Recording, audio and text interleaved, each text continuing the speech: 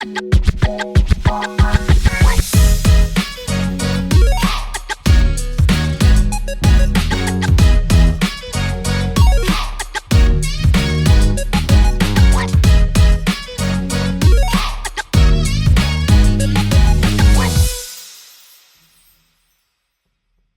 merci à tous les trois d'être là pour le deuxième débat de la saison, pour l'épisode 2, qui était, bon, je trouve personnellement meilleur que le premier, avec pas mal de petits événements qui se sont passés. On va commencer par Maxime. Maxime, comme tu es nouveau sur la chaîne, tu vas te présenter, enfin sur la chaîne Koh-Lanta, parce qu'on t'avait déjà vu dans les reviews des traîtres.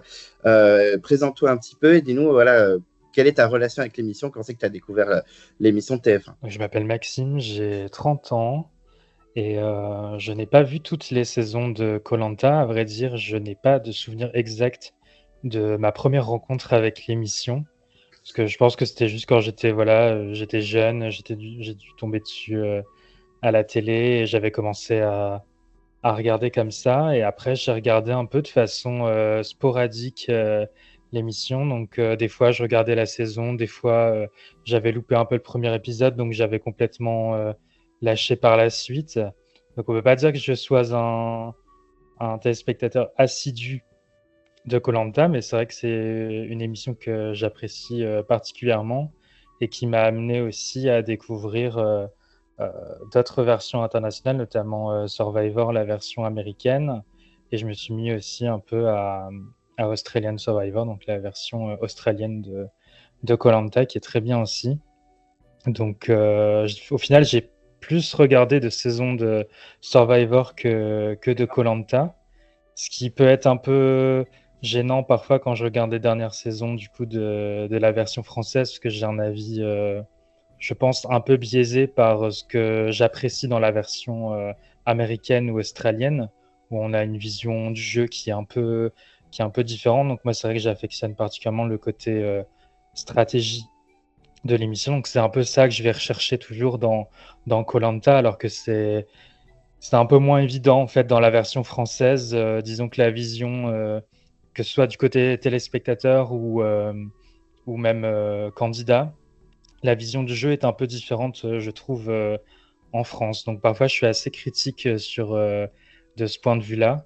Mais bon, après, c'est aussi intéressant de comparer les versions et il faut prendre, je pense, le jeu tel qu'il est. C'est vrai que oui, dans koh, la stratégie, en fait, des fois, il ne faudrait pas regarder Survivor. Il y a une team pro-Survivor et une team anti-Survivor. Je sais que, par exemple, Anto en fait partie de l'anti-Survivor. Non, je suis pas anti-Survivor, c'est juste que je n'ai jamais regardé. Ouais, mais c'est vrai que quand on compare koh et Survivor, des fois, on ne devrait pas. Parce que du coup, en fait, c'est le même principe. C'est pas la même chose, c'est sûr. Mais c'est pas le même jeu, très clairement. C'est pas le même pays, c'est pas. On peut pas comparer, c'est pas possible de comparer. Tu peux pas comparer un bain et une douche, tu peux pas comparer. Non, mais c'est vrai, certes, c'est le même jeu dans le fond, mais tu peux pas comparer. Il y a tellement de choses différentes, tellement la culture est différente qu'on n'attend pas les mêmes choses. Hein. Le public français, le public américain n'attend pas les mêmes choses sûrement. Oui, non, mais tu as raison, très clairement. Et c'est vrai que quand moi j'ai découvert Survivor, je me suis dit, mais en fait, la stratégie dans koh, elle est catastrophique. Alors que j'ai adoré, hein. Il y a des coups de collier, des coups de stratégie que j'ai adoré. Mais c'est vrai qu'on voit Survivor, bon, c'est pas le même game ou alors le même but, les mêmes objectifs de chaque candidat, très clairement. Ok, donc on va se plonger dans le casting de cette saison. Et on va commencer avec Maxime à nouveau. Alors, quels sont tes petits chouchous pour l'instant? Il n'y a que 2 épisodes, donc c'est un peu difficile déjà d'avoir des coups de cœur, mais quels sont ceux que tu as aimés, ceux que tu as moins aimés, ceux qui t'ont interpellé? Voilà, qu'est-ce qui t'a marqué dans ce casting? Alors déjà, de manière générale, je trouve que c'est plutôt un bon casting, ou en tout cas, c'est un casting qui me plaît, avec des personnalités assez sympathiques. Déjà, dans les portraits, j'avais trouvé ça plutôt sympa, avec des profils plutôt intrigants, comme le profil de Jacques, forcément, qui détonne un peu et qui sort un peu de l'ordinaire. Donc, j'étais pas mal intrigué. Et sur ces 2 premiers épisodes, c'est vrai que, par exemple, sur Jacques, j'ai été agréablement surpris. Donc je pense que c'est une des personnalités qui m'a le plus marqué, même si c'est plutôt un avis issu du premier épisode, puisque là, dans le deuxième épisode, on l'a malheureusement un peu moins vu. Donc c'était un peu différent, mais c'est vrai que je trouve qu'il déjoue un petit peu les clichés. Ce qui est très bien, c'est une personnalité très, très solaire qui paraît hyper sympathique, dont tout de suite il attire la sympathie en fait du téléspectateur quand on le regarde devant notre télé. C'est quand même un mec cool à regarder. Et puis il était super intéressant à découvrir un petit peu les aspects survie, à se surprendre aussi lui-même. Donc c'est vrai que c'était agréable de le suivre lors du premier épisode. Après, sur le deuxième épisode, malheureusement, on l'a un peu moins vu, donc c'était ma petite déception aussi à ce niveau-là. Et sur le reste du casting, j'avais bien aimé aussi Michel, que je trouvais assez sympathique, assez fun à suivre. Alors au début, j'ai eu un peu peur parce qu'il n'a pas vraiment brillé sur la toute première épreuve qui déterminait qui allait être envoyé sur la tribu maudite. Mais je trouvais qu'après, il avait eu des discours assez sympas dans la tribu jaune. Je me suis dit, tiens, il est plutôt intéressant à voir ce que ça va donner. Et sur ce deuxième épisode, ça a plutôt confirmé aussi mon appréciation en fait du candidat, avec aussi une très belle réussite dans une certaine épreuve dont on parlera peut-être plus tard. Mais du coup, j'avais beaucoup aimé Michel. De manière générale, je trouve que de toute façon, l'équipe jeune est plutôt intéressante. Je pense que pour l'instant, j'ai une préférence au niveau du casting sur l'équipe jeune, notamment aussi Lola, où j'étais un petit peu mitigé dès le départ, de par sa personnalité assez forte. Je me suis dit, bon, ça passe ou ça casse avec elle. Et de toute façon, même elle, sur les réseaux sociaux, elle semble être très en phase avec ça, sur le fait que je pense on l'aime pas, puis elle s'en fout et ça va rien changer à sa vie. Et je trouve que bon, c'est une mentalité aussi qui est importante d'avoir, surtout si on fait quelques petits coups de poignard dans un jeu comme Koh-Lanta. Bon, vaut mieux être armé pour subir les foudres des réseaux sociaux. Donc tant mieux si elle le prend comme ça. Mais en tout cas, je trouve que c'est une candidate qui n'est pas du tout lisse et qui est intéressante à suivre, qui va créer en fait, alors parfois des tensions, mais en tout cas qui crée des discussions qui remuent un peu tout ça dans sa tribu et même dans la tribu adverse. Donc j'aime beaucoup ce genre de candidate en fait. Donc je pense que c'est les principaux nouveaux qui m'ont marqué. Après évidemment Gustin, dans sa façon de parler aussi, sa personnalité un peu particulière marque un peu les esprits. Pour l'instant, je suis pas hyper fan de Gustin, mais c'est vrai qu'il ne laisse pas indifférent. Donc j'attends de voir par la suite. Et il y a juste un candidat où j'ai pas trop accroché, surtout après le premier épisode, et malheureusement c'est Fabrice. J'ai eu énormément de mal avec Fabrice sur le premier épisode. Après, sur le deuxième épisode, c'était mieux. Je l'ai davantage apprécié, entre guillemets, même si je pense que ce ne sera pas mon candidat favori de cette saison. Oui, non, mais clairement, tu as assez bien résumé, parce que c'est vrai que Lola, clairement, qu'on l'aime ou qu'on l'aime pas, ben, elle fait le show, elle est là. Moi, j'avoue que c'est une bonne vilaine, je trouve que c'est une très bonne vilaine, Lola. Et puis, moi, Jacques, ça a été la révélation du premier épisode. C'est vrai qu'on l'a pas trop vu dans ce deuxième épisode, mais on l'a quand même un peu vu. Il a fait un peu de survie, il a trouvé du manioc. Mais ouais, et puis pour conclure, ouais, Fabrice, je trouve que c'est beaucoup mieux dans cet épisode, très clairement. En même temps, c'était difficile de faire pire. Vous pouvez pas faire pire, oui, c'est ça. Même si le vote avec les petites ardoises, hein, voilà, déjà qu'il n'était pas très bien placé, ça l'a pas beaucoup aidé. Mais bon, voilà, c'est vrai que tu as bien résumé le casting. Effectivement, les 4 que tu as cités ont largement marqué ce début de saison.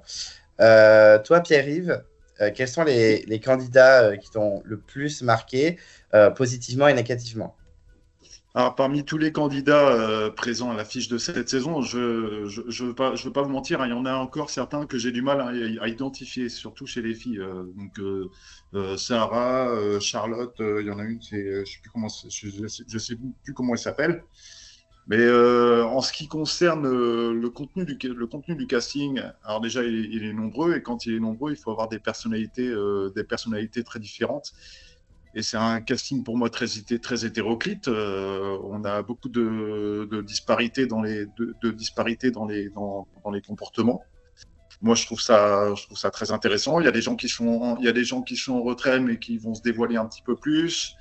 Il y a des gens qui le sont aussi, mais là, pour l'instant, ils restent dans leur coquille. Et il y a des gens qui ont un caractère un peu plus affirmé et qui se mettent en avant, voire très en avant, au risque de s'attirer les foudres de certains. Après, on va voir si ça leur apporte plus de bénéfices que de problèmes.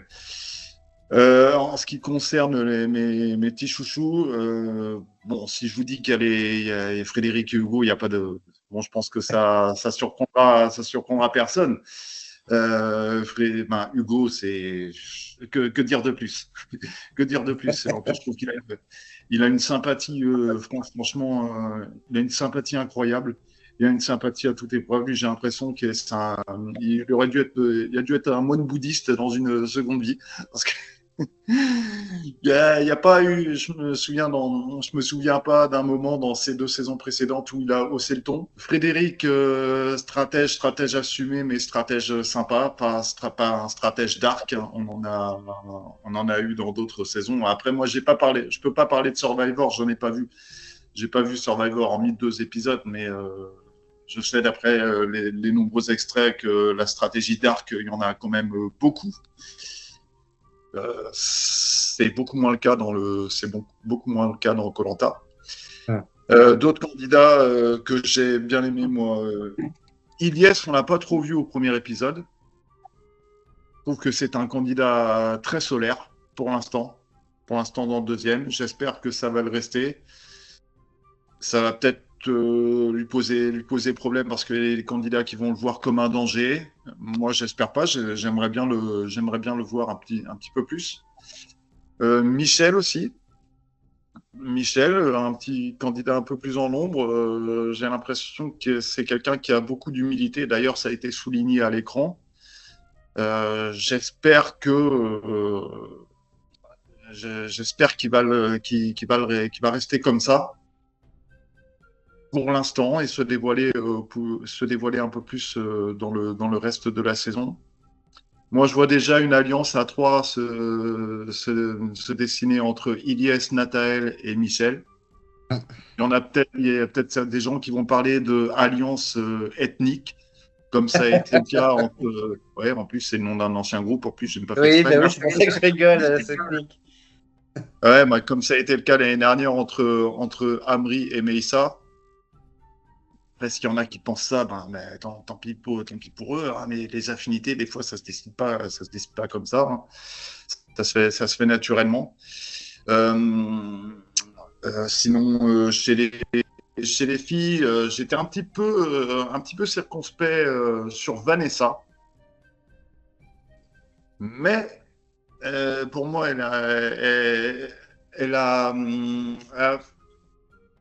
progressé un petit peu dans mon estime entre guillemets. Hein, donc hier, c'est une candidate qui est un petit peu fin en gueule. Je pense qu'elle va se battre. Je pense qu'elle va pas lâcher l'affaire. Et attention à elle si elle revient sur le camp. Voilà. Ok, moi je suis plutôt d'accord. En plus, c'est marrant que tu dises Michel, Natou et Ilyes. En plus, c'était les 3 derniers sur l'épreuve initiale. Oui, donc, c'est ce vrai. serait marrant qu'ils s'allient tous les 3. Mais moi, j'espère vraiment que Natou va revenir parce que c'est vrai qu'il y en a beaucoup qui m'ont mis en commentaire. Oui, mais il est lisse. Voilà, il est trop. pas assez de personnalité, pas assez de charisme, mais on verra bien par la suite. Mais moi, j'aimerais bien qu'il fasse un petit trio. Et effectivement, Vanessa, alors moi, j'avais été très déçu dans le premier épisode parce que je la trouvais vraiment sympa dans le portrait. En plus, Team Bordeaux, parcours un peu rigolo, tu vois, danseuse à l'opéra et tout. Ben, en fait, elle a fait que pleurer pendant tout le premier épisode. Là, ça va un peu mieux, puisque même le clash, on a l'impression que dans les extraits, c'était elle qui foutait le bordel, alors que pas du tout, en fait, à la base. Donc, non, Vanessa, elle a gagné des points. Et comme tu le dis, Pierre-Yves, je pense qu'elle va pas lâcher l'affaire si elle revient. Ok. Et puis encore Michel qui revient. Ça fait 2 personnes qui citent Michel.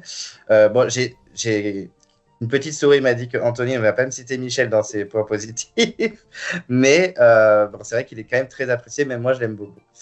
Du coup, Anthony, toi, qu'est-ce que tu as aimé dans le casting? Qui t'a tapé dans l'œil?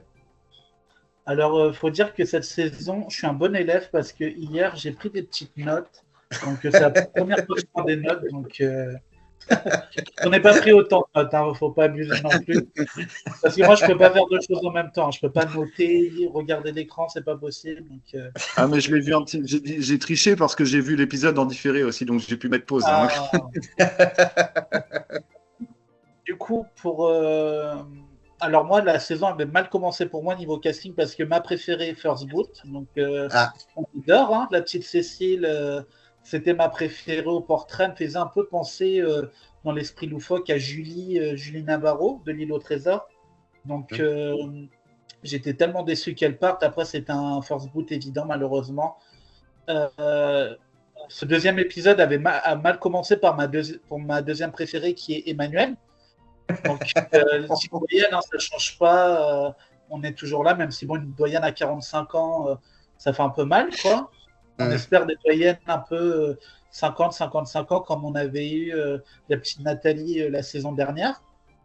Donc, je soutiens Emmanuel. Après, je savais très bien que ça allait être compliqué pour elle dans ce début d'épisode. Mais finalement, j'ai envie de dire c'est plutôt un bien pour un mal, quoi. Parce que sans ce duel à la tribu maudite, si elle l'aurait gagné, elle aurait eu un collier, donc elle aurait survécu à un conseil de plus.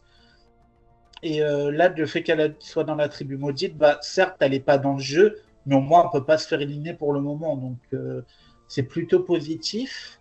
J'aime beaucoup Alexandre aussi. Alors, je vais citer mon ami Polycrate qui dit que Alexandre, c'est un peu différent des autres stratèges parce que Alexandre, il a quand même une capacité physique que n'avaient pas des Steve, d'Adrien, des Hamad, des choses comme ça. Donc, il n'a pas que la casquette du stratège. Il a vraiment la casquette stratège et fort sur les épreuves. On l'a bien vu la semaine dernière, même sur cette épreuve que sur cet épisode, que sur les épreuves, il est vraiment un membre très important de l'équipe. Donc, plutôt pas mal. Malheureusement, j'ai l'impression que c'est un épisode, une bourde pour Alexandre, parce que la semaine dernière, le petit moment de dire à Hugo, je vais pas te laisser aller loin, c'est un peu con. Et là, le truc de dire, j'espère que Lola sera à la réunification parce que moi, j'y serai. Ouais. Faut pas vendre la peau de l'ours avant de l'avoir tué. Calmons-nous parce que faut être malin quand tu es stratège et j'ai l'impression qu'il fait un peu trop de forcing et les stratèges qui font trop de forcing trop tôt, généralement, c'est pas bon pour eux. Donc, qui d'autre j'aime bien? Ilyes, j'aime beaucoup, même si c'est vrai que le dernier épisode, on ne l'avait pas vu. Là, on l'a vu un peu plus. Donc, j'étais un peu partagé parce que Ilyes et Manuel, j'adorais les deux. Mais forcément, quand tu vois ce type d'épreuve, tu te doutes bien que Ilyes va en faire qu'une bouchée parce qu'Emmanuel, ça a été compliqué pour elle sur cette épreuve. On en reviendra tout à l'heure. Qui d'autre j'aime bien? L'autre Cécile qui est chez les Rouges. Elle a vraiment un caractère et une personnalité, j'ai envie de dire, qui est assez passe-partout. Et je pense que c'est ce qui peut l'emmener très loin. J'ai souvent fait la comparaison avec une Géraldine. Parce qu'on voit bien là, le premier conseil d'hier, à aucun moment Cécile n'est menacée, n'est en danger, alors que c'est, entre guillemets, la doyenne de l'équipe. Moi, j'ai un très bon feeling avec Cécile. Je trouve, dès son portrait, elle apporte vraiment quelque chose. Je sais pas, un peu. Je pourrais pas l'expliquer, mais en tout cas, elle m'a tapé dans l'œil. Je la trouve assez cool et je mettrai une bonne pièce sur elle pour la suite de l'aventure. Après que je regarde Emmanuel Ilyes, après pour ceux que j'aime le moins, bah, je vais citer Lola, mais c'est un peu dans le sens, c'est vraiment des candidats qu'il faut avoir dans une saison. Il faut des candidats qui provoquent un sentiment. Parce qu'un candidat qui va rien te faire provoquer comme sentiment, c'est les pires. Parce que ils sont là, tu te demandes qu'est-ce qu'ils font. Donc Lola, certes, elle est là, donc elle se fait remarquer des fois pas des meilleures manières, mais en tout cas, elle est là. Et ça va vraiment, je pense, être une vilaine de la saison. Donc c'est sympa d'avoir une vilaine fille en plus. Donc, et elle a l'air plutôt bien intégrée dans l'équipe, un peu la cheftaine, la seconde de Frédéric, pardon. Ça fait penser un peu à Marie dans Magazine, qui était un peu la seconde de Ravière. Donc, ouais, Lola, guilty pleasure un peu. Après, moi, je suis pas fan de Michel, mais c'est rien de personnel. Hein. C'est juste que j'aime pas trop, je sais pas, je suis pas trop fan de son personnage. Gustin, pareil. Alors, certes, il est très drôle comment il parle, mais je sais pas, moi, j'arrive pas à accrocher le moi, Gustin, j'ai beaucoup faim. Bon, c'est pas ma tasse de thé, mais en tout cas, pareil, il laisse pas indifférent. Il est pas lisse, donc c'est ça qui est bien. Après, moi, c'est pas le genre de candidat que j'affectionne. Hein. La survie, les trucs comme ça, c'est pas ma tasse de thé. Donc voilà. Et Fabrice, bah Fabrice quoi. S'il pouvait faire encore plus d'erreurs à chaque épisode, il le ferait. C'est incroyable. On reviendra tout à l'heure pour le vote de Frédéric sur les ardoises. Oui, il faut en parler. Fabrice, c'était une catastrophe sur le premier épisode. Là, le peu de temps qu'on l'a vu, c'était aussi compliqué. Donc, ouais, je suis pas fan et je donne pas cher de sa peau. Ouais, c'est clair. C'est vrai que par rapport à Augustin, c'est pas un candidat que j'apprécie tout particulièrement. En fait, c'est vrai que c'est pour le côté divertissant où il m'a interpellé, où je trouve ça bien d'avoir un peu ce type de candidat qui dénote, mais c'est vrai qu'il est très axé survie. Il parle beaucoup de nourriture, il a tout le temps faim, donc ça, je pense que ça va vite m'agacer aussi.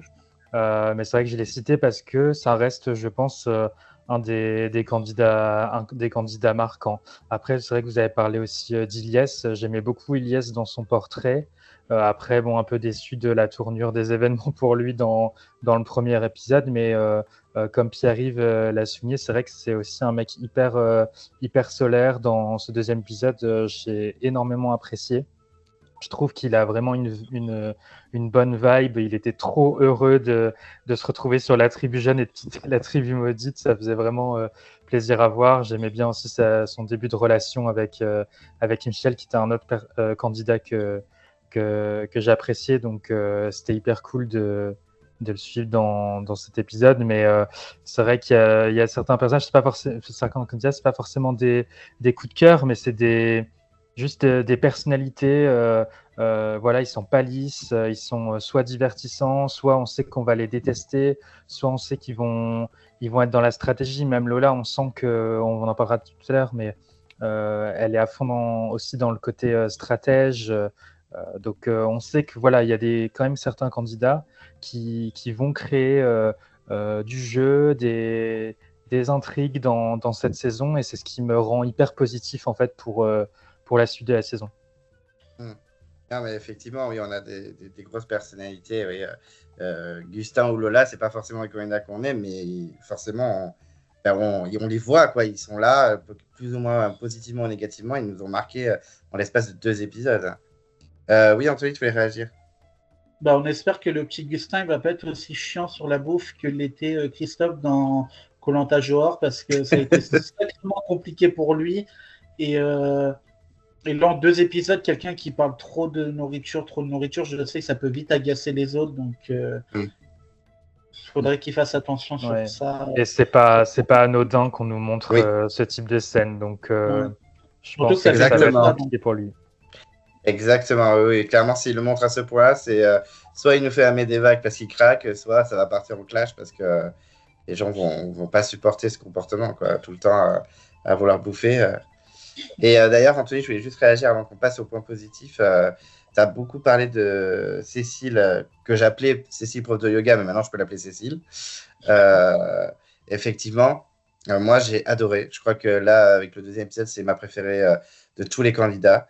Je la trouve, non seulement elle est tout le temps souriante, hyper solaire, comme Ilyes, comme Pierre disait d'Ilyes, je la trouve hyper solaire, hyper rigolote. Sur les épreuves, elle performe de ouf.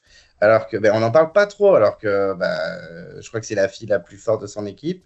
Et puis en plus, elle est rigolote, quoi. Face caméra, elle fait des blagues. La femme des cavernes, moi, ça m'a buté. Enfin, elle est là, je trouve qu'elle est là. Et comme tu disais, Anthony, je pense qu'il faut se méfier. Il faut se méfier parce qu'elle peut aller très très loin. Et effectivement, elle n'a même pas été menacée alors que c'est la doyenne de sa team, quoi. Donc, Mais pour moi, elle donc, va ouais. monter un peu crescendo. On la voit peu, un peu comme, j'espère un peu plus que Géraldine quand même, mais on la voit peu et je pense que elle va se révéler d'épisode en épisode. Et en tout cas, moi, j'ai un très bon feeling pour elle. Elle a vraiment ce côté sympathique, tu as envie de l'apprécier. J'ai envie de dire aussi pareil pour Emmanuel, je reviens un peu à elle, mais c'est vrai que Emmanuel, on l'a vu, elle n'a pas eu un épisode compliqué hier, et pourtant elle a toujours eu le sourire, toujours positif, toujours sympathique. Donc Emmanuel, ça peut être quelqu'un qui pour son social pourrait marquer des points auprès des autres, parce que même dans la tribu maudite, elle pourrait être un peu la personne qui va s'occuper des autres, qui va être la médiatrice ou qui va être un peu celle qui va rapporter de la nourriture ou des conseils. Donc, moi, Emmanuel et Cécile, j'ai vraiment un bon feeling pour ces deux-là, mais plus pour Cécile qui a plus le profil de quelqu'un qui va loin. Non, mais je suis d'accord. Je suis complètement d'accord. Mais Emmanuel, moi, j'ai pas trop compris pourquoi elle a d'emblée été mise de côté. Est-ce que c'est par rapport à ses performances physiques, par rapport à son social qui est trop effacé, son image? Bah, moi, enfin, j'espère que si elle va plus loin dans le jeu, si elle réintègre l'aventure, qu'elle ne retournera pas au point de départ. Si elle va au point de départ, à mon avis, c'est mort dans le game. C'est mort dans le game pour elle. Ah bah oui, Elle a oui. été, Après, il y a des relations sociales qu'on ne voit pas. Tu vois, même, on va en parler de cette alliance, mais Frédéric, il fait une alliance avec des gens. J'étais vraiment en mode, what the fuck, c'est quoi cette alliance? Enfin, tu t'attends pas du tout à ces gens-là, des gens qui se sont clashés face cam les uns les autres, et en fait, ils s'allient. Bon, on va en parler, mais c'est vrai que je donne pas cher de cette alliance, mais c'est vrai que des fois, on voit pas des relations sociales, on voit pas toutes les relations sociales, et ça se trouve, Emmanuel, elle n'a pas réussi à tant s'intégrer que ça. Enfin, on voit des binômes qui se forment, style Charlotte-Lola, même si Charlotte dit qu'elle a peur de Lola. On voit que Marie et Cassandre sont super copines. Mais c'est des relations qu'on n'a pas vu naître, en fait. Donc, ça se trouve, Manu, elle n'a pas réussi à plus s'intégrer de ça. Et en plus, la doyenne. Et peut-être que sur les épreuves, ils se sont dit, oh, elle n'est pas folle en plus. Donc, ça dégage. Ouais, elle serait plus rouge compatible. On va passer au point positif de l'épisode. Il y en a eu quelques-uns quand même. Donc, on va un petit peu discuter de ça. Alors, Maxime, qu'est-ce que tu as aimé dans cet épisode? Qu'est-ce qui t'a plu hier soir? Alors, moi, ce qui m'a plu, tout d'abord, je pense qu'il y a la dynamique côté tribu jeune. Déjà, comme je disais, c'est vrai qu'il y a la majeure partie du casting que j'apprécie qui se retrouve dans cette tribu, et même si c'est pas forcément des personnes que j'affectionne particulièrement, par exemple, Fabrice, voilà, je l'ai pas trop apprécié dans le premier épisode, mais il se trouve que c'est quand même intéressant qu'il soit dans cette tribu jeune de par son opposition notamment à Lola, que je trouvais pour le coup plutôt drôle dans ce deuxième épisode. son fameux Lola, elle sert à rien, comme le H de Hawaï, un truc comme ça. Je sais plus ce qui a sorti, mais bon, je trouvais ça un peu marrant. Et c'est vrai qu'il avait que le nom de Lola à la bouche. Ça faisait un petit peu un ressort comique, je trouvais, dans l'épisode. Bon, c'est pas très avantageux non plus pour lui si sa seule mise en avant, c'est le fait qu'il soit anti-Lola, qu'il soit très critique avec Lola, mais je pense que ça anticipe aussi une belle opposition entre les deux pour les prochains épisodes, donc j'ai hâte de voir ça. J'ai été aussi agréablement surpris par cette soudaine alliance, t'en parlais justement juste avant Clem, donc l'alliance des 5 avec dans un premier temps en fait Fred et Lola qui discutent ensemble et Lola qui dit en gros bah oui il faut faire une alliance en fait, on est là pour ça. Lola elle dit qu'en gros ils sont que deux à penser stratégie et que les autres dans sa tribune ne réfléchissent pas trop à ça. Bon, après c'est son point de vue, on n'a pas toutes les discussions non plus, donc je peux pas dire si elle a raison, si elle a tort. Mais en tout cas, ça a un peu débloqué quelque chose, puisque au même moment, Fred, je pense, était aussi en besoin de consolider une alliance, de consolider des relations avec des éventuels alliés. Parce que, bon, il y a eu le petit vote un petit peu suspect de Fabrice lors de la désignation de leur champion pour aller en duel avec Ilyes. C'était un peu suspect. Puis bon, il a quand même l'étiquette gagnant. Denis l'a bien mis en avant comme étant un grand stratège lors du premier épisode. C'est un peu lourd à porter pour Fred, que j'apprécie aussi particulièrement.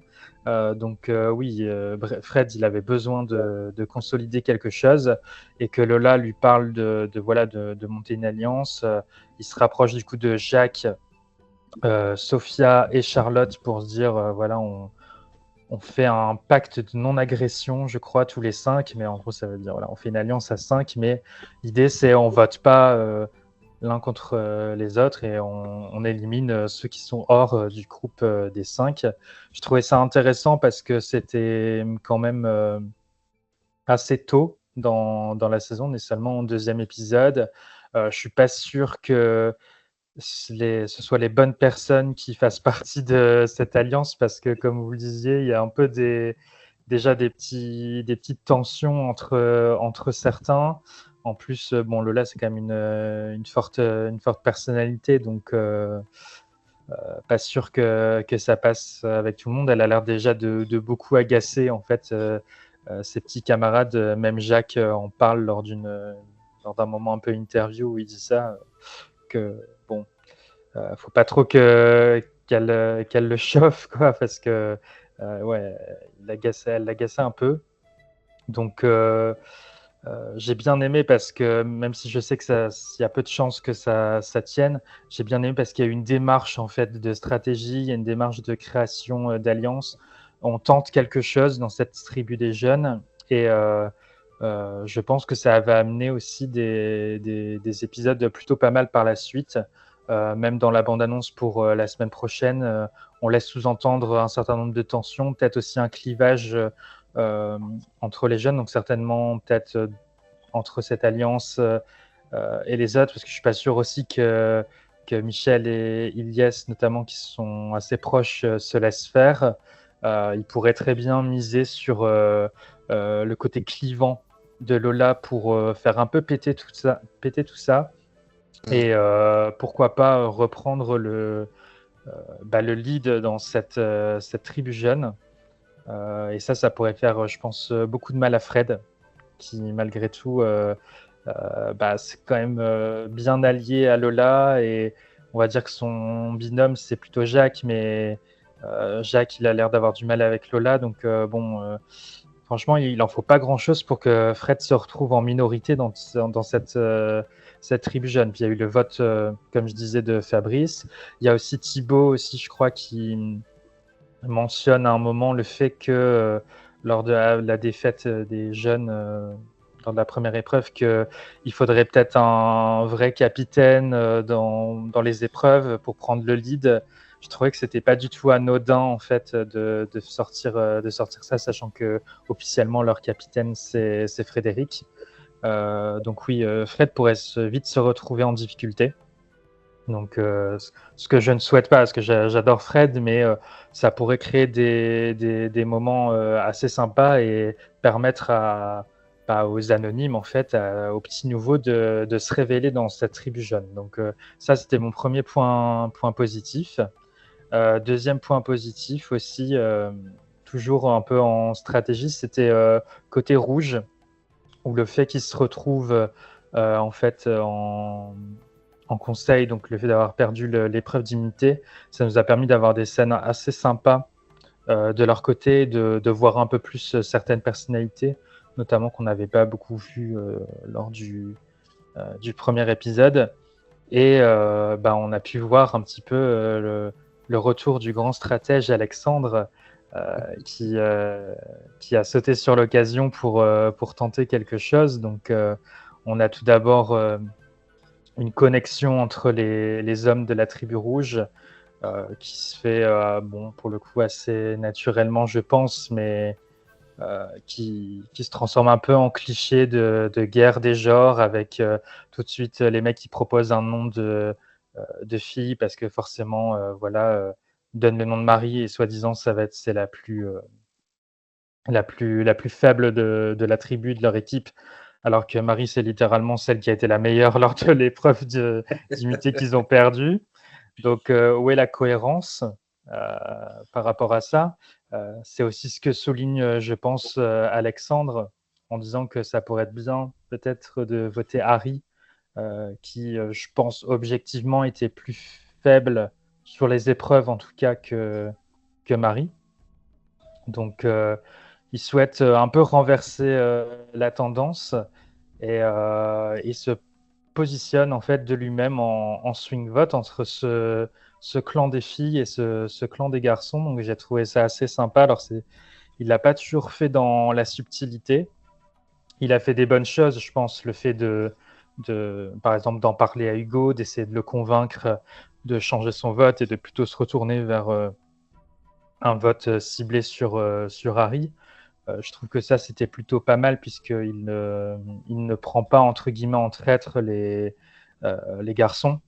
Donc, annoncer un petit peu sa position et essayer de changer d'opinion Hugo, c'était plutôt malin de sa part pour le coup. Après, on voit un petit excès quand même de confiance de la part d'Alexandre, et je pense que ça va lui aussi porter préjudice par la suite, puisque notamment Gustin a bien compris le petit manège d'Alexandre assez rapidement. Et Alexandre risque de s'attirer ses foudres et celles je pense, d'autres candidats de son équipe. Mais c'était un moment en tout cas très, très sympa, qui a en plus débouché du coup sur l'élimination de Harry, qui... Enfin, j'avais pas d'avis spécifique sur lui, quoi. C'était quelqu'un qui me laissait plutôt indifférent sur ces 2 premiers épisodes. Je préfère le fait qu'on ait gardé Marie, qui avait l'air un peu plus intéressante, du moins dans cet épisode. Elle apportait peut-être un peu plus en termes de personnalité. Et je pense que aussi ça a permis d'affaiblir ce côté très genré en fait dans le groupe, puisqu'on affaiblit l'alliance des mecs, et en même temps les filles, elles sont assez remontées aussi contre eux, mais elles se méfient d'Alexandre. Donc ça, mine de rien, en un épisode, ça a beaucoup bougé en termes de relations, je pense, côté rouge. Donc c'est aussi un point positif qui m'a marqué dans cet épisode. Dernier point positif aussi, c'était un petit peu côté divertissant, les petits dramas. Donc par exemple, la tribu maudite entre Mélissa et Vanessa, ça partait vraiment de rien et c'était complètement ridicule, mais moi ça m'a fait beaucoup rire. Et côté drama, la petite dualité qui s'annonce entre du coup Lola et Alexandre, donc encore eux, qui sont vraiment un peu des personnages marquants de l'épisode où, suite à l'épreuve d'immunité remportée par les jeunes, je crois que Lola, elle fait un truc du genre la roue tourne à tourner, un truc comme ça. Elle trash talk un petit peu les rouges, même si je trouvais ça vraiment très léger. Mais en tout cas, Alexandre n'a pas du tout apprécié son comportement. Et donc, il a annoncé que il espérait que Lola se retrouve à la réunification parce que lui, il y sera et sous-entendu, il va la dégommer. Voilà. Donc, je trouvais ça très drôle. Je suis pas sûr que Alexandre ait à la réunification, ni Lola d'ailleurs, mais bon, rien que pour ça, j'ai envie de les voir tous les deux pour voir ce que ça va donner et sortir le popcorn. Ouais, moi aussi, je serais très content que les deux se retrouvent à la réunification, mais j'ai un peu des doutes, surtout pour Lola. Alexandre, je me dis peut-être qu'il peut se faufiler jusqu'à la réunification, mais Lola, à mon avis, ça va être très compliqué. Bon, après, ils sont capables de tous voter quand même Fabrice au prochain conseil, hein, mais oui, ça serait marrant que. Ou alors, il y a un swap d'équipe et ils se retrouvent ensemble, ça serait encore plus drôle. Ah, oui. Mais à voir. On veut. Ok, Pierre-Yves, toi, c'est quoi tes points positifs de l'épisode? Est-ce qu'il y a des similitudes avec Maxime ou pas? Bah, je suis d'accord en très grande partie avec ce qu'a dit Maxime. C'est vrai qu'il a très bien résumé les choses. Donc, je vais éviter de dire, de dire ce qu'il a dit pour ne pas être redondant. Moi, j'ai beaucoup aimé les épreuves. Des épreuves classiques de Koh-Lanta, l'épreuve du flambeau, même si dans cette épreuve, il y a une partie où le moment où il fallait allumer le feu avec je sais plus les fibres de coco. Ouais. Il me semble qu'il n'y avait pas toujours ça. Il me semble qu'il n'y avait pas toujours ça avant. Et moi, je trouve que c'est plutôt bien placé dans l'aventure parce que c'est une épreuve de cohésion, une épreuve qui peut souder une équipe ou la faire exploser. On ne sait jamais selon le déroulement. On voit bien aussi selon la répartition des rôles, l'importance que chacun peut avoir dans une équipe. Les trois, il y a eu un moment clé qui s'occupe d'allumer le feu. En général, ça se bouscule pas au portillon et il y en a trois qui sont désignés d'emblée. Donc, ils sont bien attelés à la tâche. Il faut avoir une bonne communication, une bonne cohésion si on veut parvenir à son objectif. Et l'épreuve des bolas aussi, parce que c'est une épreuve. Moi, je me suis pas du tout ennuyé, comme pour l'épreuve comme pour l'épisode dans sa globalité. Mais c'est une épreuve où il y a eu un énorme suspense, quoi, jusqu'à la fin. En général, cette épreuve-là arrive un peu plus loin dans l'aventure. Généralement, on passe la réunification. Mais c'est une épreuve qui demande, je pense, beaucoup au niveau musculaire, au niveau de la concentration et au niveau de la maîtrise de soi, maîtrise des émotions. Donc, moi, j'ai vu tout ça dans cette épreuve. Donc, ça m'a régalé. En ce qui concerne Alexandre, alors moi, je pense que si j'étais dans l'aventure, je m'en méfierais. Je m'en méfierais énormément. Mais il faut avouer qu'il est divertissant, quoi. Il est super divertissant, même s'il a fait comme deux boulettes depuis le départ. Hein. Anthony t'en parlait tout à l'heure, je suis absolument d'accord. Mais une chose qui m'a fait marrer, c'est l'image de lui planqué derrière les feuillages, là, en train d'espionner la conversation entre Cassandre et Gustin. Là, je vois vraiment l'image de quelqu'un qui va être à l'affût de tout, pour récupérer l'information, soit la garder pour lui-même, soit la diffuser à ses alliés pour foutre le boxon. Après, il s'est mis tout seul je pense qu'il est dans une grosse panade. Parce que tu disais, Anthony, avoir divulgué son intention de voter contre Hugo, là, c'est un suicide. C'est un suicide. Bon, c'est pas la masterclass de Steve l'année dernière, mais déjà Steve, il est déjà Alexandre, il est un peu plus loin. Et il dévoile un petit peu il dévoile qu'il joue sur les deux tableaux un peu trop tôt. Alors, peut-être qu'il s'est sécurisé à court terme, mais à long terme, les filles vont se méfier de lui s'il retourne dans le sens des garçons. Et les garçons, je pense, vont se méfier d'autant plus vite de lui, quoi. Et s'il passe à la réunification et que Hugo s'allie avec Frédéric qui est stratège, ça va être deux coqs dans la basse-cour, et au bout d'un moment, il y en a qui vont se voler dans les plumes. Mais il est super divertissant. Fabrice, j'en ai pas parlé tout à l'heure aussi. Son émotion du début d'aventure, ça peut se comprendre facilement, parce que ça fait quand même depuis 23 ans qu'il candidate. On a vu surtout son émotion montrée à l'extrême au premier épisode, un peu moins dans le deuxième, mais je pense que ça va péter avec Lola, un de ces quatre. Alors, ça sera peut-être avec d'autres personnes, hein, et il y a Jacques qui commence à l'avoir un petit peu dans son radar, mais j'y pense moins parce que il est dans la même alliance que Lola. Il y en a un troisième aussi, je sais plus qui parlait de... Ah oui, forcément, Alexandre. Alexandre. Je trouve que l'épisode aussi était très bien monté, très bien rythmé. Alors, comme moi, je l'ai pas vu en direct, je sais pas combien de temps ça a pris... combien de temps a pris la partie consacrée à la tribu maudite. Est-ce que c'était long? Est-ce que c'était trop long? Pas, moi, je ne sais pas. Moi, j'ai pas vu passer. Ça m'a pas choqué. Hein. Moi, ça m'a pas choqué. Hein. Non plus. Ça m'a pas choqué. Après, j'ai quelque chose de particulier à dire en ce qui concerne la tribu maudite, mais ça sera. Je le garde. Je le garde pour plus tard. Et toi, Anthony, qu'est-ce que tu as aimé dans l'épisode?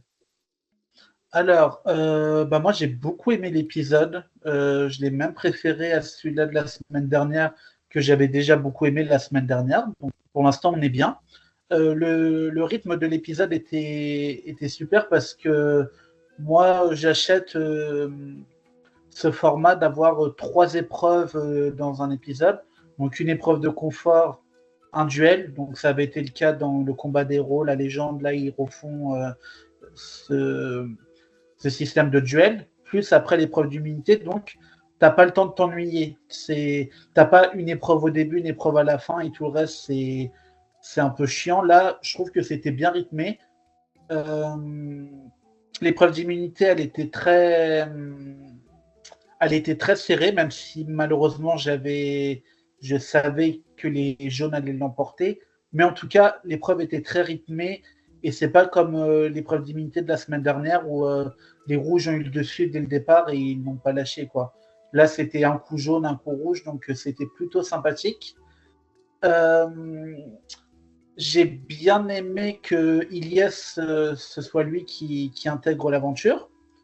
En plus, alors ce système de collier, je sais que beaucoup sont contre. Moi, personnellement, ça me dérange pas. Je préfère ça plutôt qu'il rentre dans le jeu sans rien, parce que si tu rentres dans une équipe où tu n'as aucune protection, c'est mort. Donc moi, ça ne m'a pas dérangé.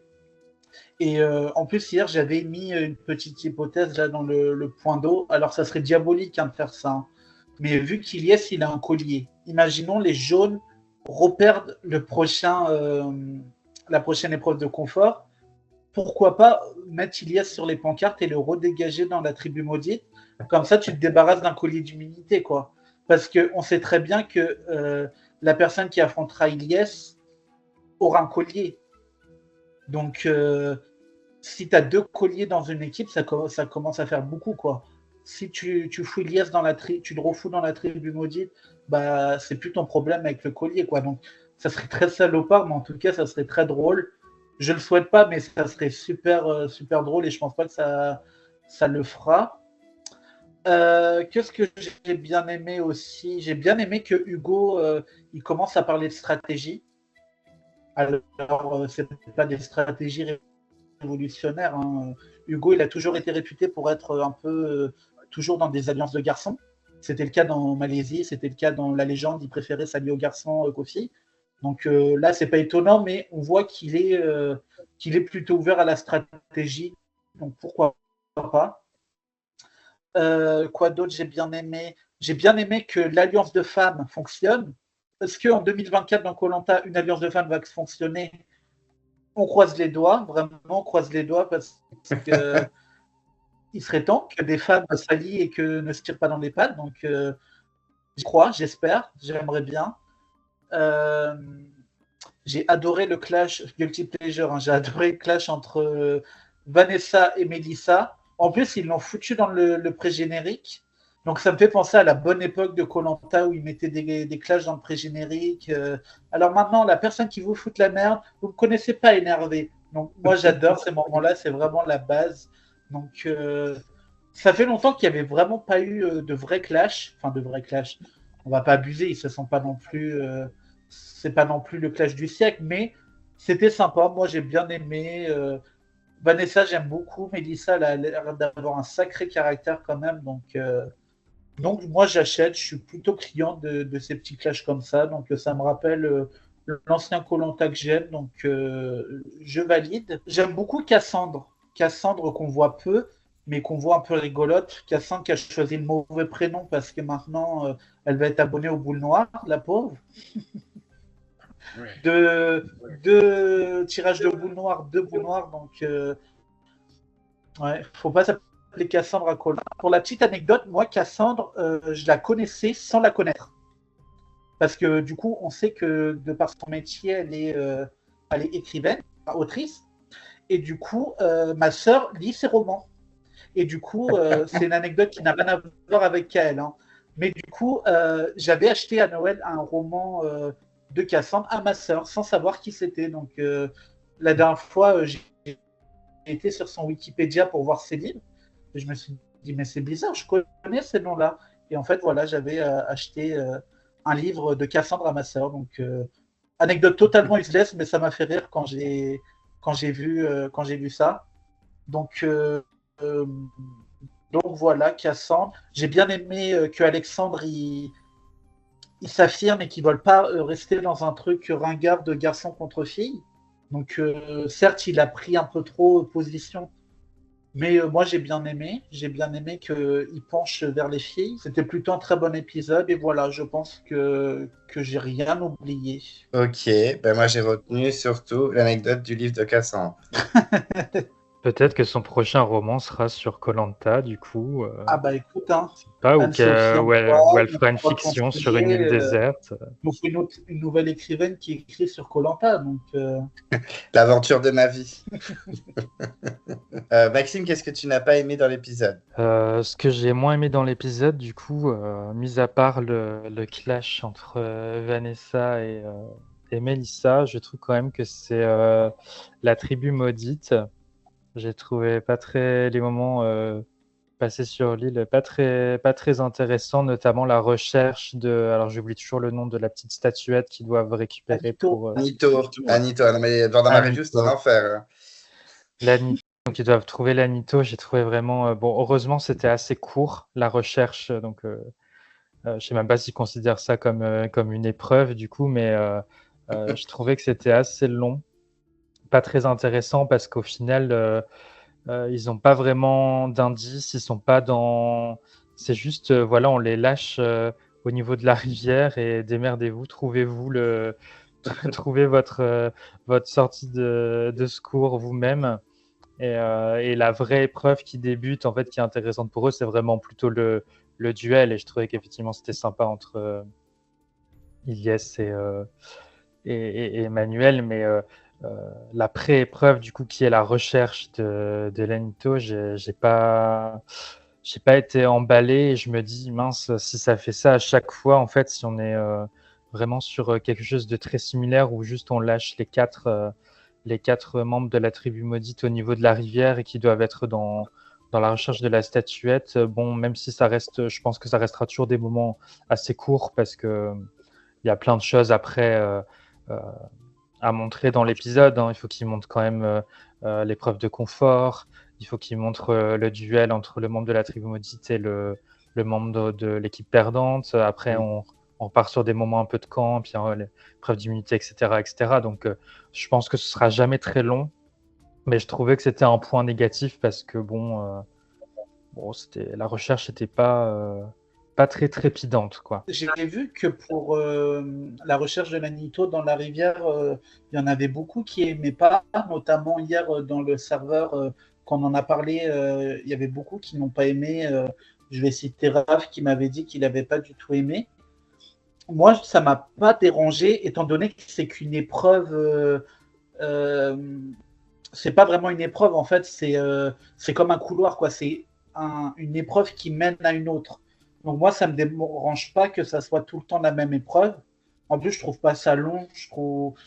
Je sais que beaucoup auraient bien aimé que ça soit un peu comme l'île au trésor, de cartes, des choses comme ça. Mais en fait, le but, c'est que ça soit quand même trouvé rapidement et qu'à chaque épisode, il y en a un qui le trouve.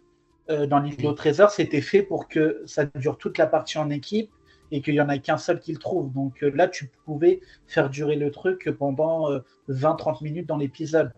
Que là, il faut que ça dure 5 minutes pour qu'il y ait cette épreuve, enfin que ce mini-challenge mène à l'épreuve, la vraie épreuve qui est le duel. Donc moi, ça ne me dérange pas de l'avoir toutes les semaines, mais il ne faut pas non plus que ça dure, faut pas que ça soit une épreuve d'orientation bis, quoi. Donc moi, perso, ça ne me dérange pas, tant que c'est court et qu'après, on a un bon duel derrière. Donc voilà. En plus, ils ont mis le budget avec toutes leurs statuettes et tout, donc on va essayer d'être cool avec la prod. Oui, on va les plaindre sur le budget. Oui. Justement, je vais aller un petit peu à contre-courant de vous parce que le point que vous avez souligné là, c'est le point qui me dérange un petit peu. Ça me fait penser un petit peu à l'orientation. Moi, la chose que je ne comprends pas, parce que rechercher la statuette, c'est vraiment le Graal, la chose qui te permet de réintégrer l'aventure. Pourquoi ils ont dit d'emblée la zone dans laquelle se trouvait la statuette? Ils ont dit que c'était dans le lit de la rivière, donc forcément, bah, les candidats, qu'est-ce qu'ils vont faire? Ils vont dans le lit de la rivière, ils vont pas aller au sommet d'une colline, dans un bois ou quoi que ce soit. C'est comme si à l'orientation, on disait aux candidats, bon, ok, vous avez trouvé votre arbre repère, la couleur, la direction. On vous dit c'est au sommet de la colline. Bah, forcément, qu'est-ce qu'ils vont faire? Ils vont taper un sprint, ils vont aller au sommet de la colline pour le trouver. Justement, moi, je pensais que la difficulté aurait été un petit peu plus importante. Alors, c'est pour ça que moi, je me demande qu'est-ce qui va se passer pour les prochains défis. Est-ce qu'il y aura encore une statuette à trouver? Est-ce qu'ils vont changer d'emplacement? Pourquoi? Moi, c'est la question que je me pose. Moi, c'est vraiment un point qui m'a posé un petit peu problème, qui m'a un petit peu déplu. Bah, c'est vrai qu'on se pose la question, est-ce qu'ils vont changer l'endroit? J'espère un petit peu, mais bon, ils seraient capables de le faire au même endroit. Bah justement, moi je suis pas d'accord avec toi, Pierre-Yves, parce que du coup, si c'était que ça l'épreuve de trouver l'Anito qui te faisait retourner dans l'aventure, là je comprendrais que ça soit vraiment une épreuve compliquée. Mais en fait, là, cette épreuve-là, c'est juste un prétexte pour faire le duel. Évidemment, faut pas que ça soit non plus compliqué. Faut pas que ça soit non plus une course d'orientation dans la jungle où les candidats vont prendre 3 jours pour le trouver. Là, c'est vraiment, faut que ça dure 1 heure, 2 heures pour après aller sur le vrai challenge qui est le duel. Donc moi, moi, ça me dérange pas que ça soit vraiment indiqué parce que c'est qu'un prétexte en fait. C'est qu'un prétexte de trouver lequel de vous quatre va trouver l'Anito pour faire le duel. Si la personne qui trouvait l'Anito retournait dans le jeu directement, là oui, ça serait cheaté direct et la tribu maudite, ça serait un peu bidon. Que là, faut trouver l'Anito et faut réussir le duel. Donc pour moi, ça va. C'est pas si horrible que ça en a l'air. Mais c'est vrai que du coup, la recherche de l'Anito, je trouve qu'elle est pas intéressante. C'est vraiment nous ce qui nous intéresse du coup, c'est de savoir qui l'a trouvé, parce que c'est après ce qui est plus intéressant, c'est le duel et voilà, est-ce qu'il va intégrer la tribu perdante ou non. Mais là, je trouvais qu'il y avait zéro intérêt pour le téléspectateur en fait de la recherche. Elle est pas intéressante. Moi, j'aurais préféré limite qu'ils mettent une petite énigme. Chacun, ils ont tous la même énigme et en fait, le résultat de l'énigme leur donne l'endroit où ils doivent chercher. Comme ça, bon, ça met un petit peu d'intérêt. On peut aussi réfléchir avec eux sur l'énigme, mais après, quitte à ce soit même un endroit très très précis et que dès qu'ils arrivent, du coup, ils trouvent l'Anito, limite, ils tombent dessus, quoi. Mais Ça serait pas au petit bonheur de la chance, quoi. Ça serait vraiment le plus ouais. malin et celui qui découvre l'énigme le premier qui le trouve. Et ça serait logique parce que là, c'est vraiment le premier qui tombe dessus. Ils n'ont aucun indice. Ça peut être n'importe qui. Donc je te comprends oui. dans ce sens-là que c'est vrai que comme la course d'orientation, ça serait bien de récompenser ceux qui font les étapes correctement, quoi. Bah, Survivor avait fait un truc comme ça, non? Pour, Oui, c'était pas du tout dans le même contexte, mais Non, yeah, oui. effectivement, c'est ce genre d'épreuve qu'on retrouve dans Survivor qui peut-être, enfin, c'est pas une épreuve, mais petite séquence qu'on retrouve dans Survivor qui aurait pu là peut-être bien s'adapter en fait à cette histoire d'Anito à trouver. Pierre-Yves, c'est le moment de tes points négatifs. Est-ce qu'on va avoir droit à un coup de gueule de Pierre-Yves? Je l'espère. Oui, et je crois que c'est un coup de gueule partagé avec Anthony. Alors, si tu veux, on peut l'annoncer tous les deux. Ce sont Mais la pâtée, là, vas-y, je t'en prie. Je te ce soutiens. sont les spoils. Alors, même s'il y a eu Bon, j'ai eu un coup de gueule qui est apparemment resté légendaire sur Discord de l'année dernière. Ça fait trembler les même murs. Hein. si... Ça fait... Ouais. Tout est relatif, mais bon, même si j'ai constaté un petit effort. Alors, je vais pas le répéter trop vite parce que TF1 peut très vite retourner dans ses travers. Pour une fois, il n'y a pas eu de spoil sur les réseaux. Pour une fois. À moins que je les ai pas vus. Hein.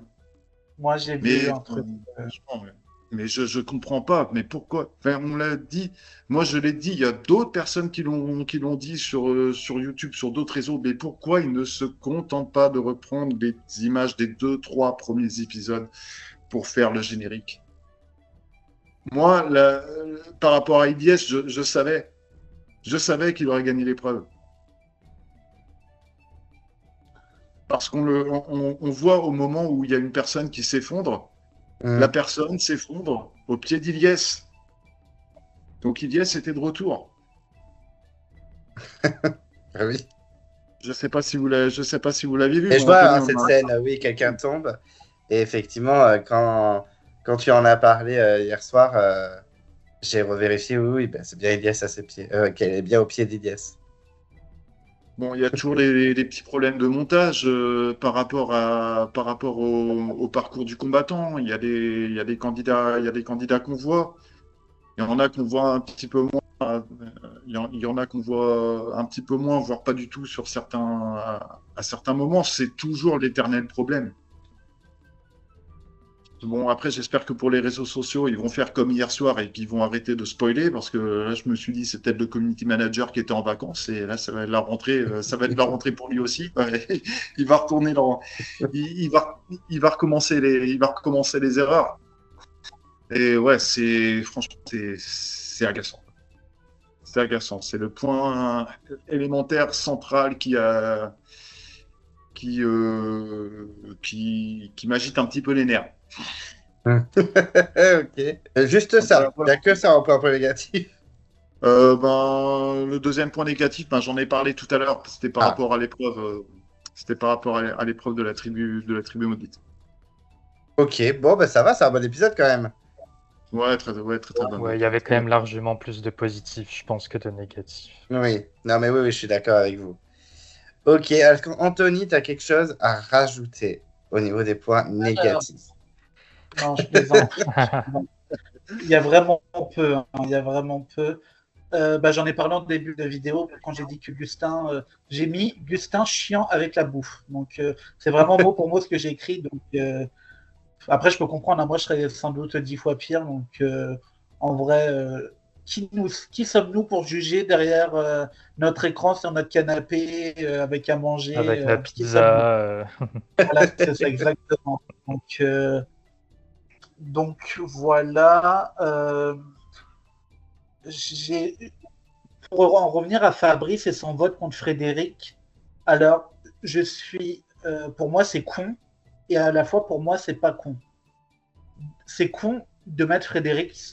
Enfin, à quel moment, toi qui es un peu au bottom de ton équipe, tu vas mettre le chef de ton équipe? C'est con. Mais après, je me dis que c'est intelligent dans le sens où tu mets pas Emmanuel parce que Denis leur annonce que la personne qui gagne un collier. Il sait que hiérarchiquement dans sa tribu, enfin dans son équipe jaune, Emmanuel est tout en bas et Fabrice est juste au-dessus d'elle. Donc si Emmanuel gagne un collier, Fabrice, son raisonnement est pas stupide de pas vouloir mettre Emmanuel, c'est intelligent. Mais de mettre Frédéric, j'ai trouvé ça complètement lost. Enfin vraiment. En plus, sa justification, non, mais c'était pour tailler un collier et tout. Mais enfin, ouais, ok. C'est un peu bête. Mais bon, t'as l'impression que Fabrice aussi, ça fait 23 ans qu'il s'inscrit et qu'il regarde koh et faire des erreurs des fois un peu bêtes comme ça. Voilà, ça me dérange un peu. Après, remettons l'église au milieu du village. Qui sommes-nous derrière notre écran pour juger alors qu'on n'est pas là, on ne sait pas ce qui se passe Mais non, mais tout à fait. Donc, je juge gentiment, quoi. Je suis pas en train de critiquer. C'est vraiment, je me suis dit, c'est dommage d'être un fan et de postuler depuis autant longtemps pour être autant lost, quoi. Mais je pense qu'il y a différents types de fans en fait, et que Fabrice, à mon avis, c'est l'aspect plus survie, le côté aventure, expérience, un peu une expérience unique. C'est ça qui l'attirait. Je pense pas que les côtés alliance, stratégie, je pense pas que ce soit vraiment son kiff, ou peut-être qu'il regardait pas koh pour ça. Donc du coup, il a peut-être un peu moins retenu les leçons du passé des saisons précédentes. Mais Fabrice, il a quand même repris une partie de ton argument, parce que c'est vrai qu'il y a, pour se justifier, Frédéric, il a dit « Je voulais que ce soit toi qui aies le collier, et puis que Emmanuel n'ait pas le collier, parce que vu que… » Et je crois qu'il a dit un peu un truc comme ça. Donc, c'est lui qui l'a dit, en fait. Moi, je reprends ce que lui a dit. Et quand il l'a dit, j'ai trouvé ça intelligent, en fait, de sa part. C'est pour ça que moi, je suis mi-figue, mi-raisin selon son choix, parce que je comprends, et à la fois, je comprends pas. Donc voilà. Et moi, mon gros point négatif de l'épisode, et c'est en accord avec Pierre, bah, c'est les spoils. Hein. Les spoils sur le générique, le pré-générique, le teaser, parce que bah là, je peux en parler parce que cette image est passée. Comment dire, le générique, l'image d'Emmanuel qu'on voit d'Emmanuel, c'est sur cette épreuve des planches.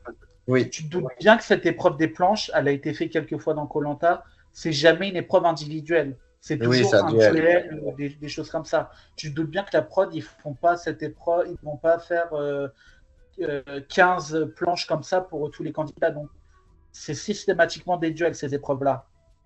Et du coup, moi, je me suis dit, dès que j'ai vu cette image, ah bah Emmanuel sera dans un duel de la tribu maudite. Donc, ok. Et le matin, du coup, je vais sur Instagram et Denis vend son épisode en disant « Regardez, mesdames et messieurs, l'épreuve qu'il y aura ce soir de la tribu maudite. » Et c'est dès cette épreuve. Donc, je savais très bien que les jaunes, du coup, allaient perdre le confort, que Emmanuel serait visé. Donc, ça m'a pas gâché l'épisode parce que j'ai quand même passé un bon moment. Mais du coup, il n'y avait pas de surprise pour moi. Il n'y avait aucune surprise. Et pareil pour l'unité, je savais que les jaunes allaient gagner parce que dans le pré-générique, le teaser de la semaine prochaine, on voyait Marie pleurer.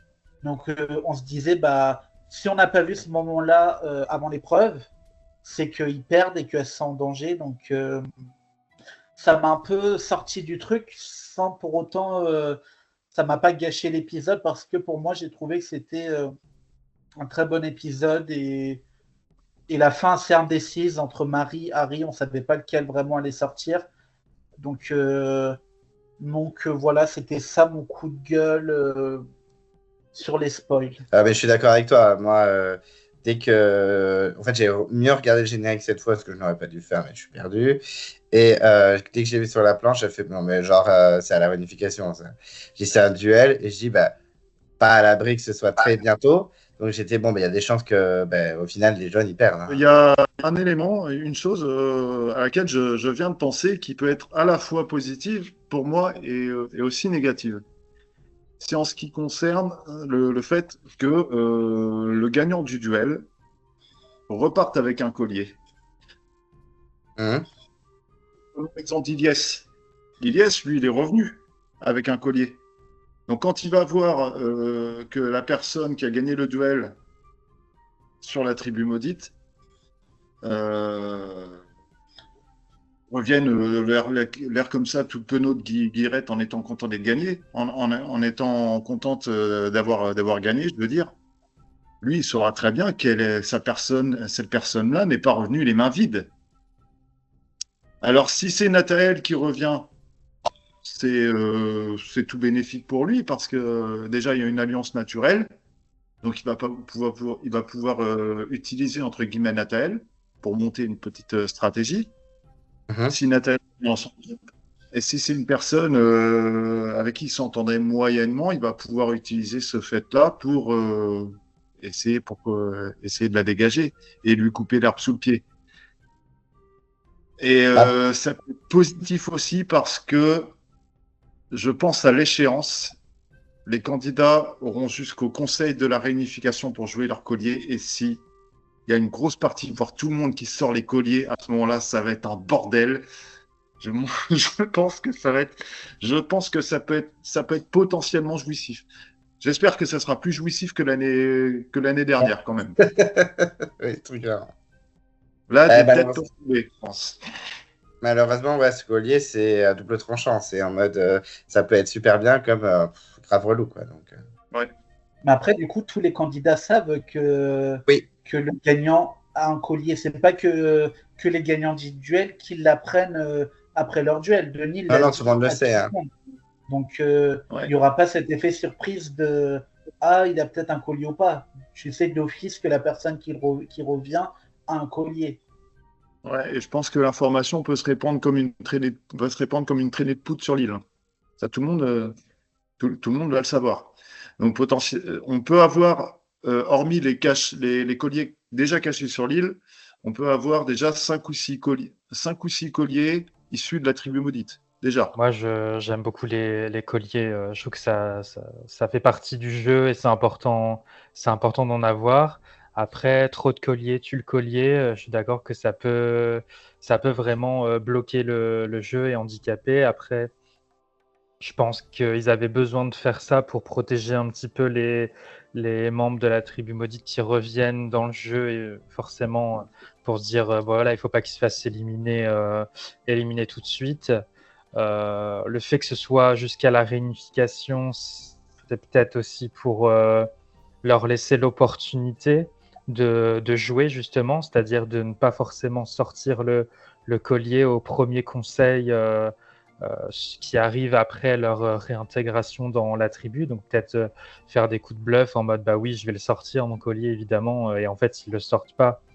Et ça le permet d'avoir encore quelques jours en plus dans le jeu. Peut-être qu'ils ont voulu en fait faire ça, ce qui expliquerait l'échéance de la réunification. Donc je suis aussi assez mitigé comme toi, Pierre-Yves, sur ce cadeau en fait du collier pour le gagnant du duel.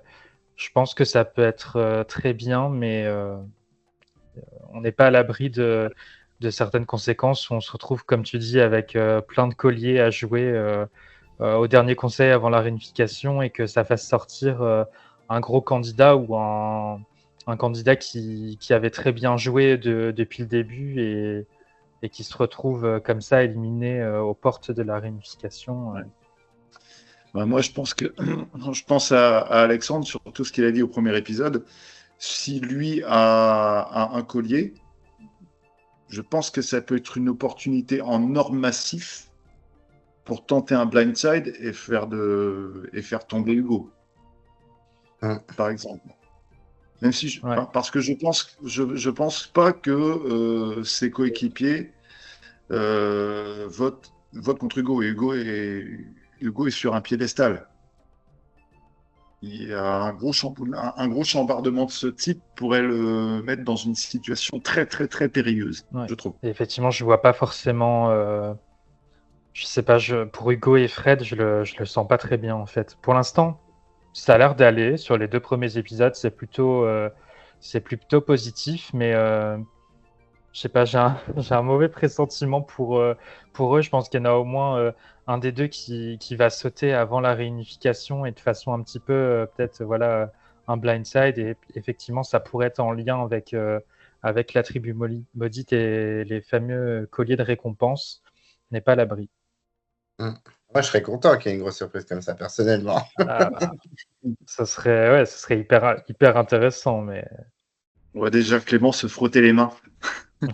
Après, moi, ça va, je suis pas catastrophé par ce twist, parce que quand j'avais appris qu'il revenait, j'étais en mode oh, flemme et tout, avec des anonymes, 2 anciens gagnants, ils vont présenter Hugo comme un héros et Frédéric comme un gros stratège, ça va me saouler.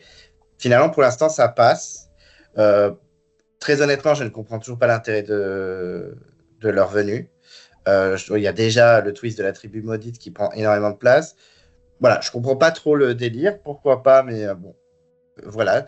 Mais oui, j'aimerais qu'on évite de se taper une finale Fred Hugo, quoi. Donc, si les candidats ont le courage d'éliminer un des deux, ce serait pas mal. Après, j'ai rien contre Hugo et Frédéric, mais en plus, c'est des candidats que je trouve de très bons candidats, mais les deux sont même pas dans mon top 100, je m'en moque un peu, quoi. Enfin, s'ils nous avaient foutu des candidats un peu. Toi, par exemple, des candidats qui n'avaient jamais gagné et qui ont, par exemple, pas forcément le profil parfait, comme, je sais pas, un Freddy Palao qui aurait dû d'ailleurs revenir, qui va sûrement d'ailleurs revenir après ce qui s'est passé dans la légende, ou une Chantal, je dis Chantal parce que je l'adore, c'est la première qui me vient, mais qui a quand même un social catastrophique et qui a des défauts.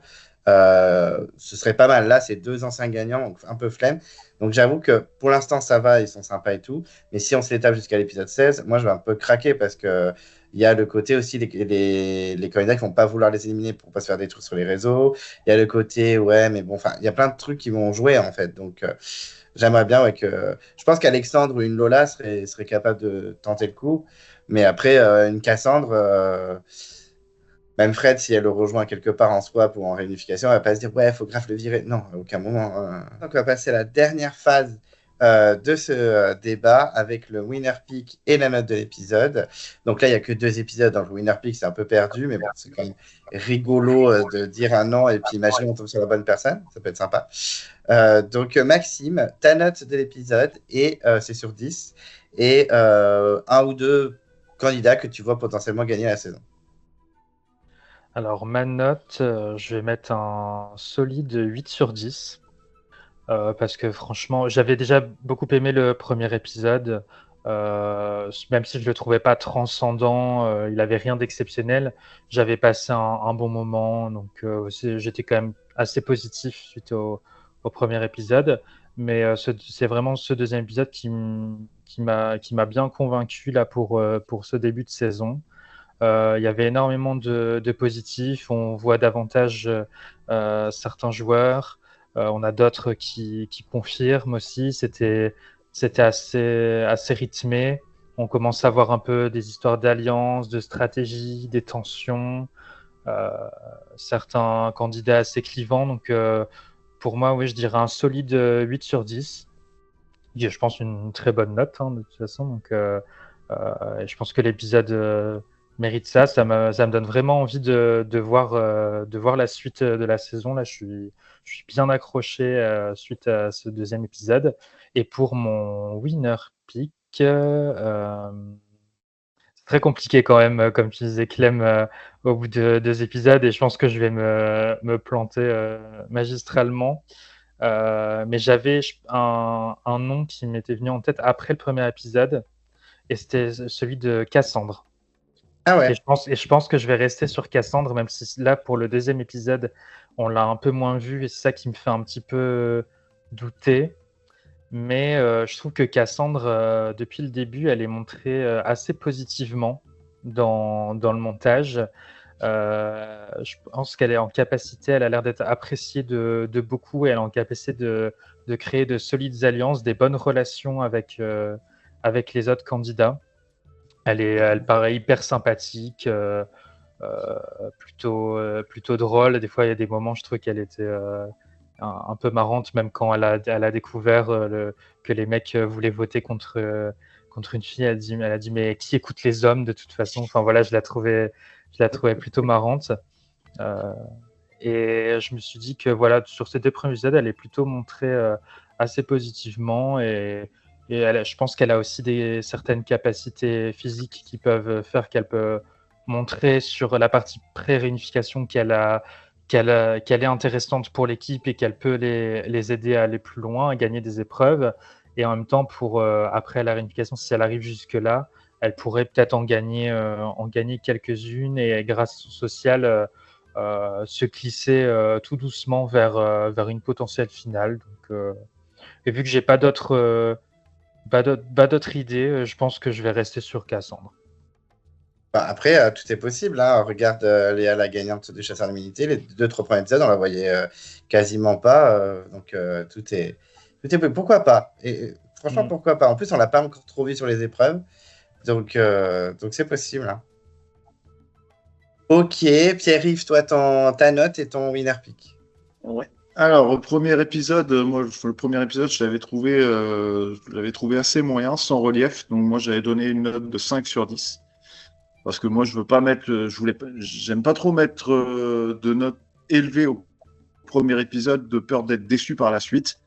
Et cet épisode-là a rempli pour moi pas mal de cases. Donc, je mets la note de 8 sur 10. Il y a eu des épreuves à suspense, surtout la deuxième. Bon, il y a eu des petits dramas, des clashs, on pourrait agrémenter le tout, un petit peu de stratégie, et en plus, il y a un point, vous le savez, hein, que je chéris dans cette aventure, la survie. On en a vu Gustin qui va pêcher avec Hugo, même Maxime qui essaie de choper des trucs. Bon, a priori, Harry a essayé de monter des pièges qui n'ont pas apparemment fonctionné. C'est dommage, j'aurais bien aimé qu'on voit ça. Mais c'est déjà bien. Il y en a certains qui s'en tapent comme de leur première chemise, mais moi j'aime ça, parce que Koh-Lanta, ok, les dramas, les épreuves, bon, c'est important. Mais à la base, comme ça doit faire 100 fois que je le dis, Koh-Lanta, c'est une émission de survie. Et moi, j'aime bien qu'on voit un petit peu de survie à chaque épreuve, à chaque épisode, je veux dire. En ce qui concerne le winner pick, moi, j'aurais prendre un gars et une fille. Et je fais exprès de mettre Hugo et Frédéric à part. Comme gars, je vois bien là tout de suite Ilyes. Très solaire comme gars. Sur les épreuves, je pense qu'il peut envoyer du bois. Donc, lui, il a annoncé la couleur tout de suite. Il veut tout gagner. Bon, après, j'espère qu'il va pas avoir un destin à la Maxime de la guerre des chefs. Je pense qu'il peut être piégé par la stratégie, parce qu'on ne voit pas ce qu'il vaut dans ce cas-là. Comment va-t-il être considéré par ceux de l'Alliance majoritaire? Parce que quand l'Alliance majoritaire a été décrétée, il était encore sur l'île. Donc, est-ce qu'ils vont venir le voir pour rajouter un élément de plus? Ou est-ce qu'il va se retrouver avec les autres? S'il se retrouve avec les autres, surtout avec son ami Michel, ça serait peut-être pas mal de jouer un collier pour faire péter l'Alliance majoritaire. Je pense que Lola peut être dans le viseur, du coup. J'ai rien contre Lola, hein, mais bon, je pense que sa personnalité lui attire pas mal de foudre. Donc, elle peut craindre un petit peu pour sa place. Et chez les filles, allez, peut-être un gros coup de poker, une grosse cote. Emmanuel, le phénix qui renaît de ses cendres. Et ça, j'achète. Ouais, j'achète parce que j'aime bien ces histoires, ce genre d'histoire là, ça fait très histoire à l'américaine, success story et tout ça, et quelqu'un qui a été mis de côté et qui se bat et qui va jusqu'au sommet. Moi j'aime beaucoup ça. Déjà, bon, elle aura quand même beaucoup d'obstacles à passer. Déjà, il faut sortir de cette île et gagner le duel et faire le bon choix pour le reste. Donc, j'aimerais bien la voir plus loin. Et en plus, moi, j'ai toujours pas, j'ai eu du mal à comprendre pourquoi elle était isolée comme ça tout de suite, alors que je pense qu'elle a beaucoup de choses de positives à montrer. Ok, ben on verra si ça va se produire vraiment. Mais Zakou avait parlé aussi d'Emmanuel la semaine dernière. Donc, écoutez, ça fait de plusieurs personnes qui la citent. Ça peut créer la surprise, hein. Il y a un gagnant, alors je ne vais pas spoiler, mais il y a un gagnant de soit Survivor Australia au Québec, je ne dirais pas, mais qui, pareil, s'est fait éliminer dès le début de la réunification. Il a gagné tous ces duels. Il a réintégré le jeu dans le top 5 ou top 6. Il a gagné la saison. Donc, tout est possible. Mais mine de rien, elle peut avoir un destin à la Hugo. Un destin quasi Aussi, oui. Mais ce serait très marrant à voir parce que vraiment, elle n'a pas le profil. Donc, ce serait sympa à voir. Oui, ouais. Ok, Anthony, ta note étant winner pick. Bah déjà, je veux dire que Zakou et Pierre-Yves, ils ont des goûts de roi. Donc, bravo, messieurs. Je vous félicite. Si Polycrate il entend ça, il va lever les yeux au ciel d'avoir mis Emmanuel en winner pick. Mais on s'en fiche. Emmanuel, on croit en elle et je la soutiens. Moi, mon winner pick, bah, j'en ai déjà parlé en début de vidéo, ça serait Cécile. Parce que j'ai envie déjà que ça soit elle qui gagne, j'ai envie que ça soit une fille qui gagne. Et pour moi, Cécile, elle a un peu le total package, quoi. Socialement, elle est bien, elle présente bien. Sur les épreuves, elle est très colère. On se souvient que celle qui a gagné l'épreuve des filles, là, sur les. Comment on appelle ça? Sur l'épreuve d'immunité, là, des catapultes. Oui, voilà, des catapultes, oui. Les catapultes, elle a été très forte. Et pour moi, si elle n'est pas menacée dès le début, elle ne sera pas menacée dans la partie en équipe. Donc, je crois en elle. Et voilà, c'est mon winner pick. Pour ma note, bah, Maxime a mis un 8, Pierre-Yves a mis un 8. Moi, je vais mettre un 8. Hein, on ne va pas changer une équipe qui gagne. Hein. Pour moi, c'était un très bon épisode. Et ça mérite un 8. Voilà, j'ai de l'espoir pour la suite de la saison. Ça me hype plutôt pas mal. Je voudrais juste parler d'un candidat qu'on n'a pas parlé encore, mais que je pense qu'on voit très peu, mais qui peut être très sympa. En tout cas, moi, le peu de fois qu'on le voit, j'aime plutôt bien. C'est le petit Maxime. C'est vrai. J'espère que tu ne le soutiens pas parce qu'il a le même prénom que toi. Hein.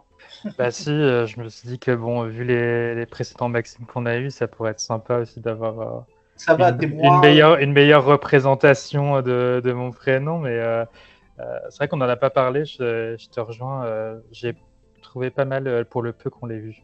Mais c'est quoi le pire, les Maxime à Koh-Lanta ou les Anthony à Koh-Lanta? Je te laisse réfléchir. Je pense que ça va, tu t'en sors mieux que moi, quand même. Ouais.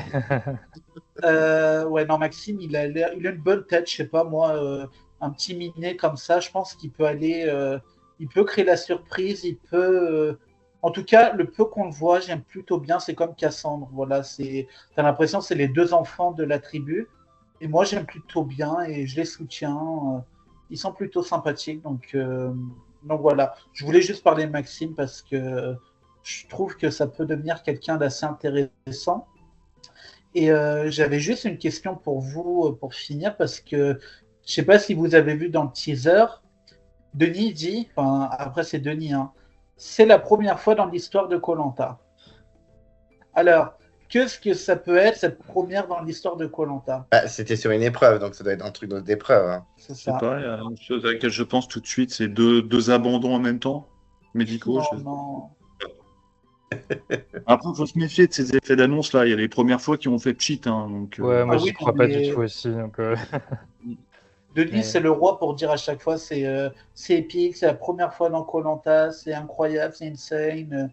Je Bravo rappelle que Pascal. l'une des Pascal, vous avez gagné 2 fois les poteaux. Vous êtes le premier MDR. et l'une des La saisons belle- préférées de Denis, c'est l'île des héros. Donc, on va se calmer. Voilà, c'est comme quoi les avis de Denis. Mais en du prennent. coup, tout à l'heure, tu parlais de Maxime, ça te tombe bien parce que moi, mes winner picks, ils ont bougé depuis la semaine dernière. Et niveau mec, pour moi, ce serait soit Maxime, soit, alors vous allez vous foutre de ma gueule, mais j'y ai pensé par un épisode, soit Jacques.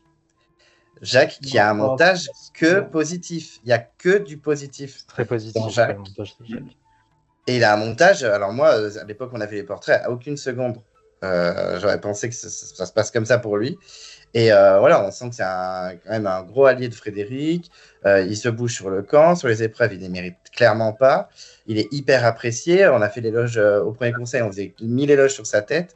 Je pense qu'il peut aller très très loin. Alors peut-être pas gagner, mais j'ai un petit doute.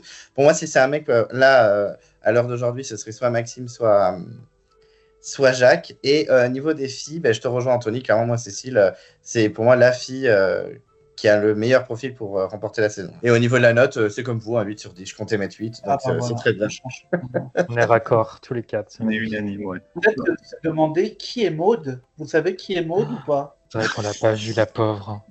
Bah, c'est comme Sarah et Sophia, je les confonds encore. Heureusement qu'ils sont pas dans la même équipe. Hein. Encore, je peux dire pour Sophia, elle a une tête.